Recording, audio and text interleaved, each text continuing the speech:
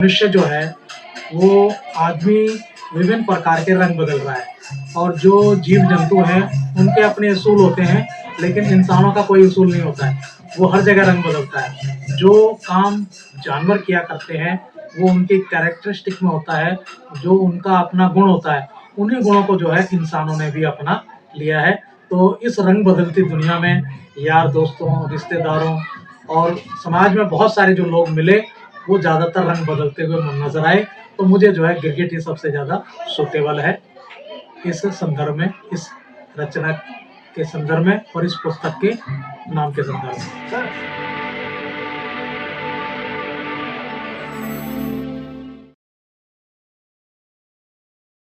जय भीम, मैं मेवालाल और आप देख रहे हैं बहुजन समय। साथियों, आज सुन करके आपको खुशी महसूस होगी कि आज हमारे बीच में दलित चिंतक, दलित राइटर, दलित कवि तरह तरह के समाज को जागृत करने के लिए पैदा हो रहे हैं और संघर्ष कर रहे हैं। उसी में से एक जो समाज में समाज के जो पकड़ है, जो समाज के चिंतन करने वाले हैं, तो हमारे बीच में मदन लाल राज सर हैं। ये भी एक गिरगिट नाम से एक काव्य संग्रह किताब इन्होंने निकाला है।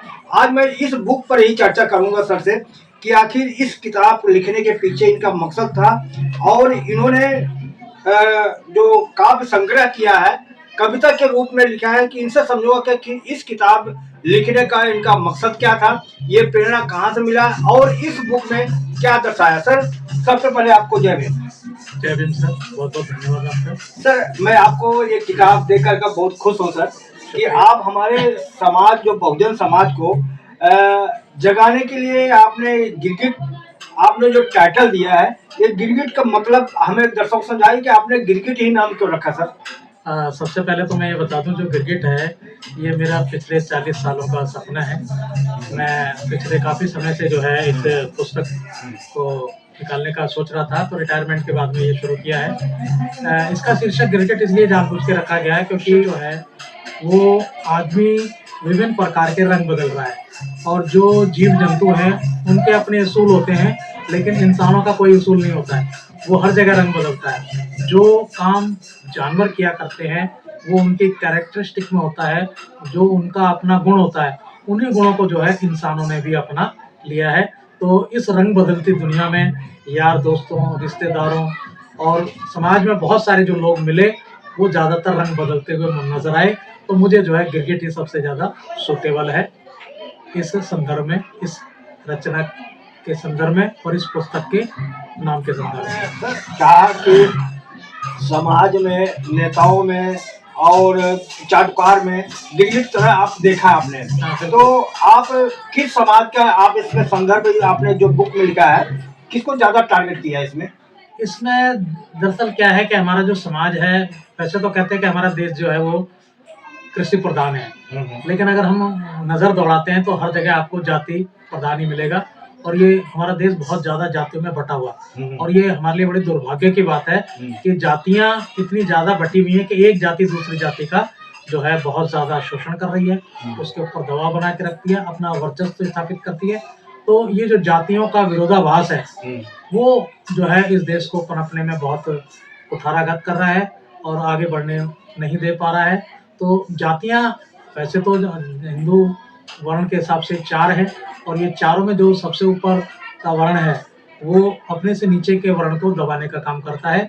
वर्ण आप सब जानते हैं कौन कौन से। सर, मैं आपसे जानूंगा कि हमारे दर्शकों को समझाएं कि इस बुक में कितने चैप्टर हैं और जो आपने काव्य संग्रह किया उसको थोड़ा बता दीजिए, कौन कौन से चैप्टर है इस पुस्तक में। जो है 89 कविताएं हैं। हाँ, एक नाम बता दीजिए। हाँ, 89 कविताएं हैं और सबसे पहली जो कविता है वो इसके अंदर है क्रांतिकारी चिड़िया, उसके बाद में है गिरगिट और उसके बाद में है कछुआ वर्सेस खरगोश, गिद्ध, बंदर और बया, कुत्ता बनाम आदमी। ये पढ़ने के पहले थोड़ा सा मैं दर्शकों को समझाना है कि बाद में समय नहीं मिलेगा। हाँ। तो जो आप चैप्टर बता रहे हो, हाँ। उसके चैप्टर में थोड़ा एक एक लाइन थोड़ा बताते हाँ, जाए कि इसका मतलब क्या है। आपने कामकारी चिड़िया है, हाँ। ये चिड़िया क्या काम कर रही है? आपने देखा होगा कि एक 17-18 साल की कोई लड़की है, उसका जब छेड़खानी होती है, उसकी अस्मिता के साथ जब खेला जाता है, तो जब वो कहीं शिकायत करने जाती है, तो आप देखेंगे कि उसको जो है, मैंने चिड़िया को प्रतीक मान के उस स्त्री के लड़की के बारे में बात लिखी है कि चिड़िया ने जब गिद्ध की नीयत पर उंगली उठाई तो कौओ न करी काँव काँव और बाज ने आँख दिखाई। यानी समाज का जो प्रत्येक वर्चस्ववादी जो लोग हैं, वो उसको हर जगह दबाने की कोशिश करते हैं। आगे कहा है उसमें कि चिड़िया के चरित्र पर काली कुतिया ने कई सवाल उठाए, इधर लोमड़ी ने भी गिद्ध की परोपकारिता के कई उदाहरण गिनवाए। जंगल राज में कबूतर के सिवा चिड़िया का गवाह कौन था और गिरगिट की सरपंची में उल्लू बेचारा कौन था। तो समाज के जो अलग अलग लोग हैं, वो कहीं दबे हुए हैं, कहीं कुछ लोग शोषण कर रहे हैं। तो कहने का तात्पर्य है कि चाहे हमारे रक्षक पुलिस हो, चाहे हमारे कानून वेता हो, चाहे राजनेता हो, सब के सब जो है उस अकेली लड़की को दबाने में लग जाते हैं। चलो ठीक है सर, लंबी बात हो जाएगी। मैं शॉर्ट में जानना चाह रहा हूँ, ये जो आपने नाम दिया है कि इस तरह से समाज को एक उदाहरण के तौर पे, ये आपने पक्षी का और पशु का तरह तरह का जो उदाहरण दिया है, उसको इस तरह से इंगित किया है, समझाया है कि इस तरह से लोग होते हैं। हाँ, मेरा कहने का तात्पर्य है कि जो जितने भी मैंने प्रतीक मान करके, जैसे चिड़िया है, जैसे गिद्ध है, खरगोश वर्सेस कछुआ है और गिरगिट है, तो ये तमाम जो पशु पक्षी हैं उनके अपने कैरेक्टरिस्टिक है, लेकिन जो इंसान है उन्होंने उस गुणों को अडॉप्ट कर लिया है और हर जगह जो है इंसान गिरगिट की तरह रंग बदलता चला जा रहा है और समाज में उसका जो है बहुत बुरा असर पड़ रहा है। इंसानियत जो है वो कम रह गई है, आदमी ने ये सारे के सारे जानवरों के गुण अपना लिए हैं और एक सभ्य समाज के अंदर जंगल राज जैसी स्थिति पैदा हो गई है। सर मैं अगर ये बुक अगर लेना चाहे कोई, क्या इसका कोई प्राइस भी है? ये किताब बेचने के पर्पज से है या समाज को दिखाने समझाने? नहीं, ये मेरा पर्पज बेचने का नहीं है। ये समाज में जो लोग हैं उनको जागरूक करने का है पशु पक्षियों के माध्यम से।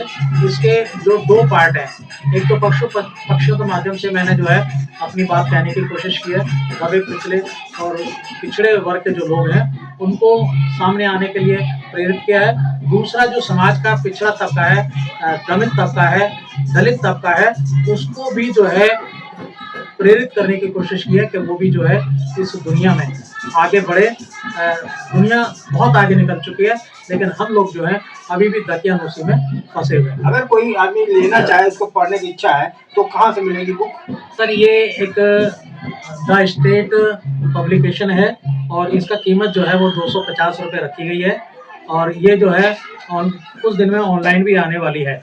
तो सबसे पहले तो मैं इनके संपादक मयूर राकेश मांजरे जी का बहुत बहुत धन्यवाद अर्पित करना चाहूँगा और ये आपको जो है मिल सकती है द स्टेट पब्लिकेशन के माध्यम से। ये कहाँ है? ये है न्यू कौंडली, नई दिल्ली। तो केवल ऑनलाइन मिलेगा या बुक ये अभी ऑफलाइन भी है और ये जो है थोड़े दिन में जो है ऑनलाइन भी आपको अमेजोन और फ्लिपकार्ट पर मिल सकती है। तो सर लास्ट में हमें दोस्तों समझाइए, अपना परिचय बताइए, आप पहले क्या कर रहे थे और अब क्या कर रहे हैं?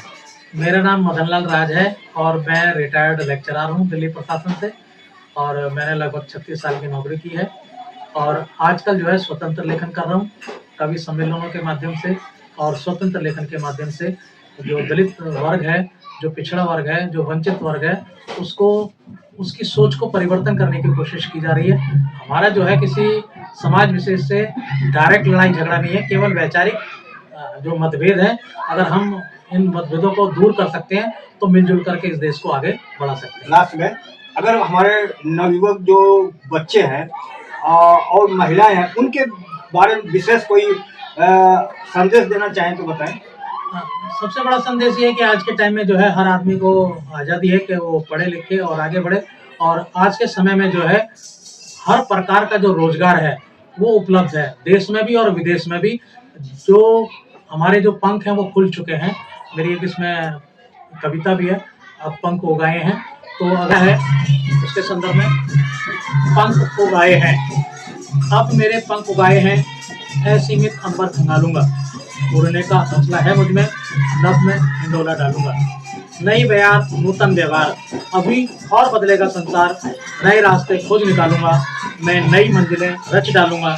अब मेरे पंख उगाए हैं, असीमित अंबर खंगालूंगा।